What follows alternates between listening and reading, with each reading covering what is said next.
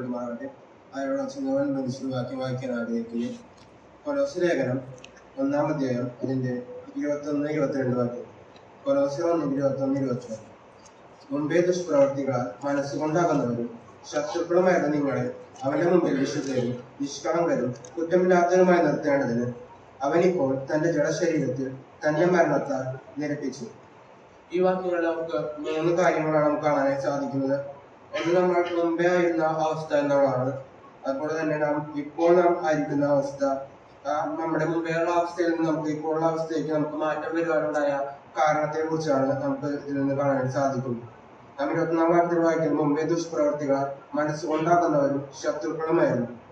നാം പാപത്തിന്റെ ശിക്ഷയെ കുറിച്ച് നാം റോമാലേഖനം 6:23 വായിക്കുന്നുണ്ട്. പാപത്തിന്റെ ശമ്പളം മരണം അത്രയെന്ന്.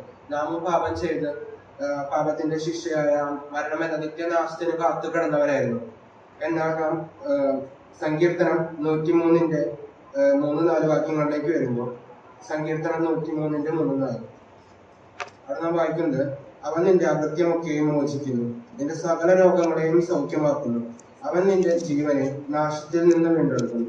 അവിടെ നാം കാണുന്നുണ്ട്, ദൈവം നമ്മുടെ ജീവനെ നാശത്തിൽ നിന്ന് വീണ്ടെടുക്കുന്നത്. നാം നാശത്തിനെ കാത്തു കിടന്നവരായിരുന്നു, എന്നാൽ ദൈവം നമ്മളെ അതിൽ നിന്ന് വീണ്ടെടുത്തുന്ന കാണുന്നത്. അതിന്റെ 10-ാം വാക്യത്തിൽ നാം വായിക്കുന്നത്, അവൻ നമ്മുടെ പാപങ്ങൾക്കൊത്തവണ്ണം നമ്മോട് ചെയ്യുന്നില്ല, നമ്മുടെ അകൃത്യങ്ങൾക്കൊത്തവണ്ണം നമ്മോട് പകരം ചെയ്യുന്നില്ല. നാം നമ്മുടെ പാപങ്ങൾക്കൊത്തവണ്ണം ദൈവം നമ്മോട് ചെയ്തിരുന്നെങ്കിൽ നാം ഇന്നിവിടെ നിൽക്കേണ്ട ഒരു കാര്യമുണ്ടായിരുന്നില്ല. കാരണം നാം നിത്യനാശത്തിലേക്ക് പെട്ടുപോകുമായിരുന്നു. എന്നാൽ ദൈവം നമ്മുടെ പാപങ്ങൾക്കൊത്തവണ്ണം നമ്മോട് പകരം ചെയ്യാതെ ദൈവം നമ്മളെ വീണ്ടെടുത്ത് നമ്മൾ വായിക്കുന്നത്, അവൻ ദൈവം നമ്മുടെ അകൃത്യമൊക്കെയും മോചിച്ചു, നമ്മുടെ സകല രോഗങ്ങളെയും സൗഖ്യമാക്കി എന്നാണ് നമുക്കിവിടെ ഇതിന്റെ 3-ാം വാക്യത്തിൽ വായിക്കുന്നത്. അത് മോചിക്കാനുണ്ടായ കാരണം എന്നുള്ളത്, നാം അനുഭവിക്കേണ്ട നമ്മുടെ ആ ശിക്ഷാവിധി കർത്താവായ യേശു ക്രിസ്തു നമുക്ക് വേണ്ടി കാൽവരി ക്രൂശിൽ അനുഭവിച്ചു. നമുക്ക് പാരക്കാരനെ കർത്താവ് കാൽവരി ക്രൂശിൽ കയറി. അത് നമുക്ക് യെശയ്യാവിന്റെ 53-ാം അധ്യായത്തിലേക്ക് വരുമ്പോൾ നാം അവിടെ വായിക്കുന്നുണ്ട്. യെശയ്യാവ് 53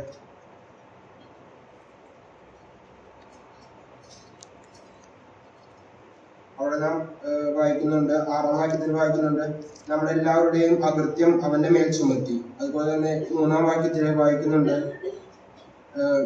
4-ാം വാക്യത്തിൽ വായിക്കുന്നുണ്ട്, നമ്മുടെ രോഗങ്ങളെ അവൻ വഹിച്ചു. അതുപോലെ തന്നെ നമ്മുടെ വേദനകളെ അവൻ ചുമന്നു. 5-ാം വാക്യത്തിൽ വായിക്കുന്നത്, എന്നാൽ അവൻ നമ്മുടെ അതിക്രമങ്ങൾ നിമിത്തം മുറിവേറ്റും നമ്മുടെ അകൃത്യങ്ങൾ നിമിത്തം തകർന്നും ഇരിക്കുന്നു. നമ്മുടെ സമാധാനത്തിനായുള്ള ശിക്ഷ അവന്റെ മേലായി, അവന്റെ അടിപ്പിണരുകളാൽ നമുക്ക് സൗഖ്യം വന്നിരിക്കുന്നു. ആ കർത്താവ് നമുക്ക് വേണ്ടി ആ കാൽവരി ക്രൂശിൽ നമുക്ക് പലതവണ സഹിച്ച അത് നമുക്ക് ഒരു പാപത്തിൽ നിന്ന് നമുക്കൊരു ശിക്ഷാവിധിയിൽ നിന്ന് നമുക്കൊരു വിടുതൽ ലഭിച്ചു എന്നാണ് വായിക്കുന്നത്. നമ്മൾ റോമാലേഖനം 8-1 വാക്യത്തിൽ വായിക്കുന്നുണ്ട്, അതുകൊണ്ട് ഇപ്പോൾ ക്രിസ്തുയേശുള്ളവർക്ക് ഒരു ശിക്ഷാവിധിയുമില്ല.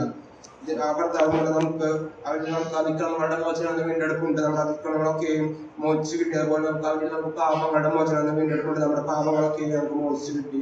മാത്രമല്ല, റോമാലേഖനം 5-ാം അധ്യായത്തിന്റെ 10-ാം വാക്യത്തിൽ നമ്മൾ വായിക്കുന്നുണ്ട്, റോമർ 5:10, ശത്രുക്കളായിരിക്കുമ്പോൾ തന്നെ നമുക്ക് അവന്റെ പുത്രന്റെ മരണത്താൽ ദൈവത്തോട് നിരപ്പ് വന്നു എന്നുള്ളത്. ആ വലിയ നിരപ്പ് നമുക്ക് ലഭിക്കുവാനായിട്ടിടയായി. അതുകൊണ്ട് തന്നെ നാം ഈ 21-ാം വാക്യത്തിൽ വായിച്ചു, മുമ്പേ ദുഷ്പ്രവർത്തികളാൽ മനസ്സുകൊണ്ടാകുന്ന ഒരു ശത്രുക്കളുമായിരുന്നു നമ്മൾ, എന്നാൽ അവന്റെ പുത്രന്റെ മരണത്താൽ നമുക്ക് ലഭിച്ച നിരപ്പിനാൽ നാം ഇന്ന് ആയിരിക്കുന്നത്. നമ്മൾ വിശുദ്ധരും നിഷ്കളങ്കരും കുറ്റമില്ലാത്തവരുമായിട്ടാണ് നമ്മൾ നിൽക്കുന്നത്. ആ വലിയ ഭാഗ്യപദവി നമുക്ക് ലഭിച്ചതോടെ നമുക്ക് ദൈവത്തെ സ്തുതിക്കാം, ദൈവത്തെ ആരാധിക്കാം, ദൈവത്തിന്റെ നാമം മാത്രമേ.